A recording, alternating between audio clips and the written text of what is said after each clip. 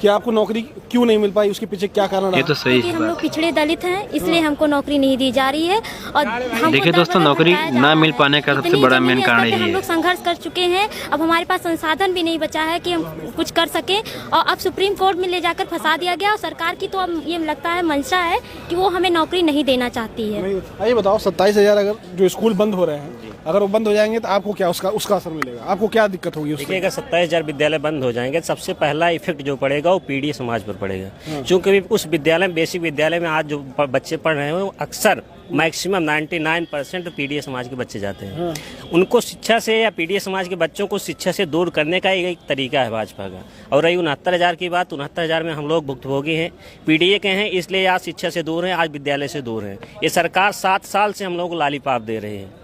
अब आपकी नियुक्ति हो जाएगी। इन्होंने 6800 की लिस्ट भी निकाली 2022 में, 5 जनवरी 2022 से 2025 हो गया, लेकिन अभी तक नियुक्ति नहीं दे पाए। इसलिए नहीं दे पाए कि हम लोग पिछड़े और दलित हैं, इसलिए नहीं नियुक्ति दे पाए। पिछड़े दलित हैं इसलिए नौकरी नहीं मिलेगी। बिल्कुल, अगर पिछड़े दलित नहीं होते तो आज हम भी मतलब इस देश में ST SC OBC होना एक अभी शराब घोटाला हुआ था, उसमें संविधान के होते हुए भी सबको नियुक्ति पत्र देकर लड्डू खिला के भेज दिया गया था। और हमारे साथ लिस्ट देने के बाद 3 साल तक अभी तक नियुक्ति नहीं मिला। इसलिए नहीं मिला कि हम लोग गरीब परिवार से हैं, असहाय परिवार से हैं, पिछड़े दलित हैं। लेकिन सरकार तो करी राम राज्य है, सबका साथ सबका विकास। कहाँ राम राज्य भैया? राम राज्य कहने के लिए है ना। राम राज्य असलियत देखा हुआ 650 दिन हम लोग इको गार्डन में आंदोलन किए, वो राम राज्य किसी को नहीं दिखा। उसी राम राज्य में हमारी बहनों के कपड़े फाड़े गए। क्या यही राम राज्य है? रोडों पे हम लोग को घसीट घसीट के मारा गया।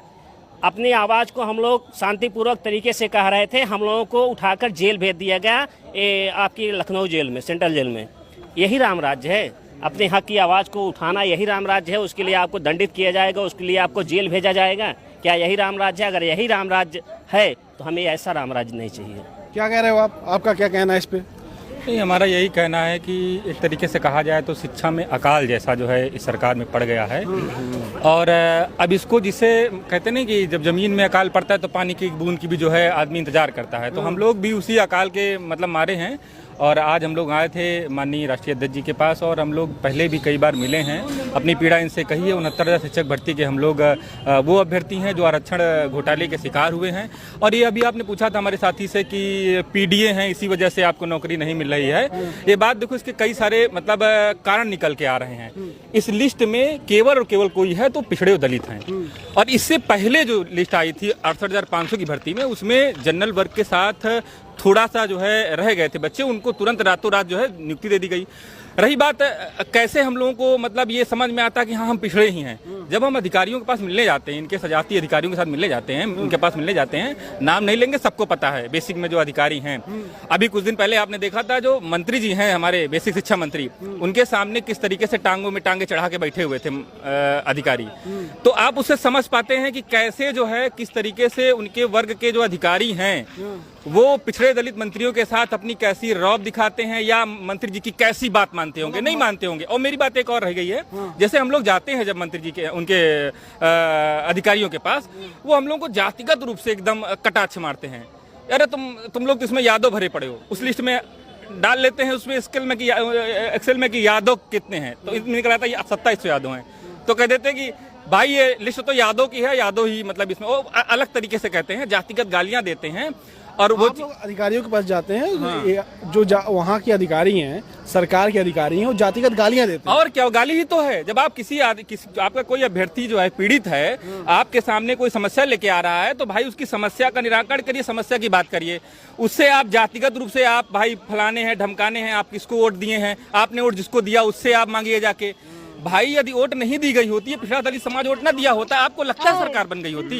ये पिछड़ा दलित समाज जो है वोट देके इनको सरकार बनाया, उम्मीद में था कि हमारे लिए कुछ बहुत अच्छा आ जाएगा, लेकिन वो उम्मीद सब जो है पूरी निराशा में बदल गई। लेकिन अब की बार, अब दोबारा जो है ये अब नहीं बदल, अब जो है अपना जो है क्या कहते हैं वोट बीजेपी को नहीं देने वाला है, अपना बदलाव की तरफ वो पूरा रुक किए हुए हैं। हम लोग भी पूरे प्रदेश से कहना चाहेंगे जितना पिछड़ा दलित है कि भाई खुली आंखों से देख लो किस तरीके से हम लोग लगातार, आप लोग तो इसके गवाह हैं, इको गार्डन में हम लोग 640 दिन आंदोलन किए, इधर हम लोग जो है 150 दिन होने वाले हैं आंदोलन में बैठे हैं। क्या मांग रहे हैं कि जो सब जगह सही है कि भाई आरक्षण घोटाला हुआ, कौन कह रहा? पिछड़ा वर्ग आयोग कह रहा, हाईकोर्ट सिंगल बेंच कह रहा, डबल बेंच कह रहा, इवन जो मुख्यमंत्री हैं ये खुद जांच करवा के देख लिए हैं कि हाँ भाई घोटाला तो हुआ है, मगर मानने को तैयार नहीं है। मगर इसलिए क्योंकि पिछड़े दलित में चले जाएंगे, अच्छे हो जाएंगे, इनके घर परिवार अच्छे हो जाएंगे, ये समृद्ध हो जाएंगे, इनको ऐसी हालत में छोड़ दिया जी पिछड़े दलित हैं तो ये लोग बस भटकते रहें, इस वजह से भटकते रहें, पिछड़े दलित हैं तो भटकते रहें।